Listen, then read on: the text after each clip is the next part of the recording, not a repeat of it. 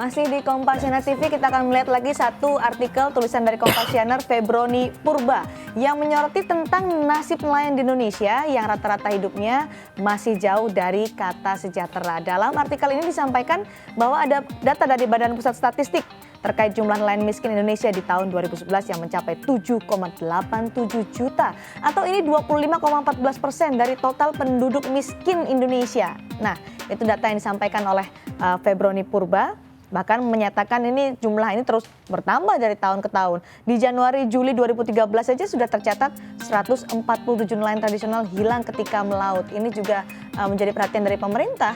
Karena tadi seperti disampaikan oleh Bu Susi, ini juga menjadi concern untuk bisa memberikan pelatihan kepada nelayan agar mereka tidak terlalu berisiko untuk melakukan pekerjaannya. Bu Susi, tadi Anda menyatakan banyak kebijakan Anda yang ditentang. Disebut tidak pro pengusaha lokal, mematikan 100.000 pekerja budidaya ikan laut.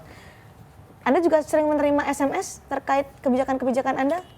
Ya, karena kan begitu kita dilantik, nomor kita langsung dipublish oleh Pak Presiden. Jadi banyak masyarakat kirim SMS ke nomor handphone kita. Lebih banyak yang memprotes, mendukung, atau bertanya tentang kebijakan-kebijakan Anda? Awal banyak sekali yang mendukung, yang banyak bertanya. Belakangan karena keluarnya permen banyak yang protes. Tapi banyak yang protes? Ya mungkin kaget mereka karena yang bertelur tidak boleh jual, yang di bawah 2 on tidak boleh diambil. Karena saya pikir ya mereka tuh nanti juga akan besar sendiri, tidak perlu dikasih makan, tidak perlu apa, mereka akan besar dan bisa ditangkap lagi oleh nelayan. Artinya tidak melarang, itu adalah pembatasan untuk nanti ke depannya. Ditunggu sebentar sampai mereka cukup size-nya, kita ambil. Bersabar dulu artinya kalau kata Bu Susi. Ada pertanyaan atau tanggapan soal kebijakan-kebijakan Bu Susi yang banyak orang nyatakan ini ada pro, ada kontra. Mariska silakan. Ya, saya sebenarnya senang sih Ibu Susi ada di Kementerian di Kelautan dan Perikanan karena saya keliling Indonesia dan yang paling saya suka dari Indonesia itu lautnya gitu. Lautnya itu di situ benar-benar indah banget dan nggak cuma dari segi untuk nelayan aja tapi untuk pariwisata. Kalau untuk pelarangan penangkapan, pembatasan penangkapan lobster, rajungan dan lainnya saya setuju karena memang pada saat diving itu paling kerasa ya kadang-kadang kalau kita nemu lobster yang banyak itu kan biasanya di bawah koral. Dan itu cukup sulit, hanya di tempat-tempat tertentu aja yang biasanya kadang-kadang dayanya sudah diatur, aturan yang ketat, baru kita bisa menemukan dan sulit juga untuk ngasih tahu ke orang-orang karena bawaannya kan lihat lobster, pengennya oh ini bawaan nih untuk makan gitu. Terus hal yang lain juga adalah paling susah sekarang kalau diving untuk lihat hiu, Bu Susti. Untuk lihat hiu ya udah susah. Hiu itu ya, kemarin kita berhasil tangkap banget. satu kapal Vietnam. Ini kepolisian berhasil tangkap satu kapal Vietnam di Raja Ampat yang terbukti bawa hiu. Ada berapa ton gitu ikan hiunya. Hari tanggal 19 kemarin.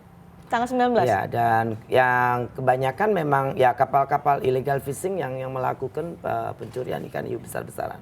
Berapa yang Anda informasi yang masuk ke Anda dibawa oleh kapal itu terkait hiu? Yang hari ini saya harus lihat di SMS. Artinya ada kapal Vietnam yang kemudian menjadi terbukti melakukan illegal fishing dan hiu di situ. Saya baru dapat berita bahwa kepolisian menangkap kapal Vietnam. Luar biasa. Dengan Mungkin ikan hiu. Ada lagi yang ingin menanggapi kebijakan-kebijakan Bu Susi Pujastuti selama 3 bulan menjadi Menteri KKP. Fandi silakan. Ya, terima kasih Bu Susi.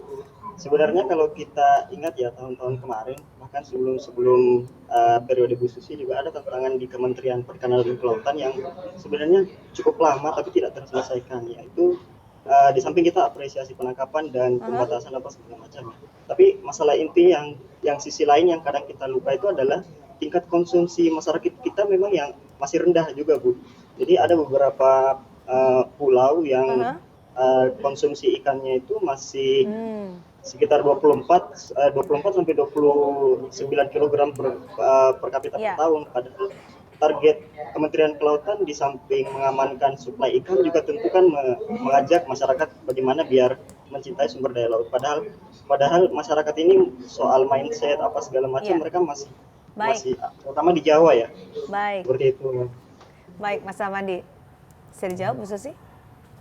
Kalau konsumsi ikan kita rencanakan akan ada kampanye besar-besaran. Memang orang kita ndak terlalu suka makan ikan kecuali orang Makassar yang memang hobinya makan ikan.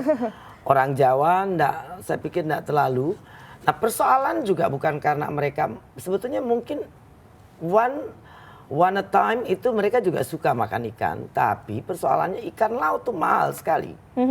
Sekarang ini karena susahnya ikan laut, mereka harus bayar bawal putih contohnya di Ranch Market atau di minimarket Carrefour, bersama, di Hero itu sampai 100.000 per 90.000, 80.000 per 100 gram. Nah orang kita kan tidak mungkin able untuk afford itu. Jadi kalaupun yang orang bisa makan ikan laut itu hanya ikan tongkol aja.